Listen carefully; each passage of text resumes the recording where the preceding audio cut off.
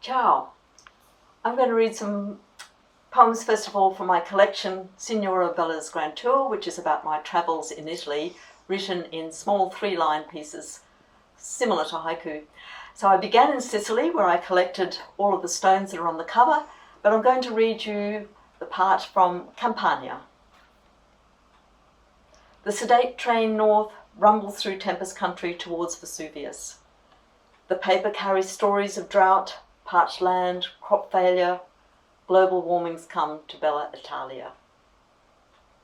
3 thin African immigrants jump the train.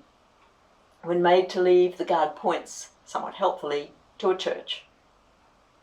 In Napoli, I'm met by friends. No way will we go straight to Elena Ferrante's courtiere. Feverish foreigners are not welcome. But the harbour, the magnificent harbour, that's what we see. And oh. At their local pizzeria, the owner turns on the hospitality. Over wine we plan the must-dos. The husband can only wonder at the weight of my suitcase. I open it to reveal a strange attachment to Sicilian stones. In the cobblestone back streets of old Napoli, there's a vibe of vendettas and virgin blood. The advice I received about visiting, be sure to put honey on your lips and a razor blade in your mouth. Next, I'd like to honour a hairdressing friend of mine, Terry Windred. This poem is called 124, LUV. Don't even think about spending more than 2 seconds bleating about your broken heart in her salon. She'll tell you straight, men, only good for one thing. After a hair appointment with Terry, you leave feeling like you've danced all night at a disco, instead of having the dead cells on top of your head, tizzed up.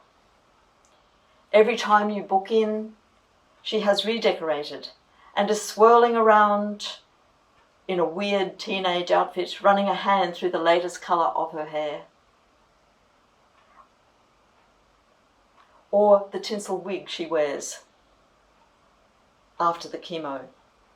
Hates it when she can't work anymore.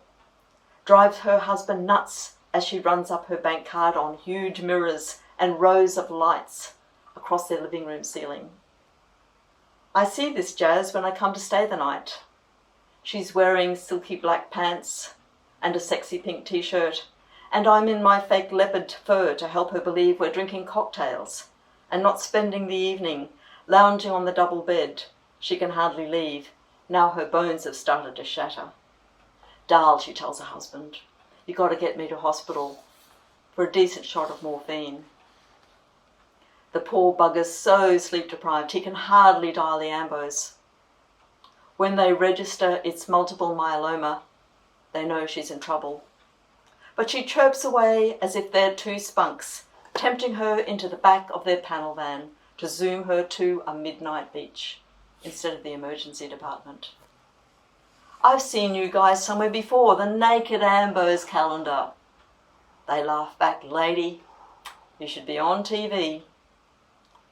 And before they close the ambo doors, her husband calls, Darl, you won't believe the number plate, it's 124, LUV.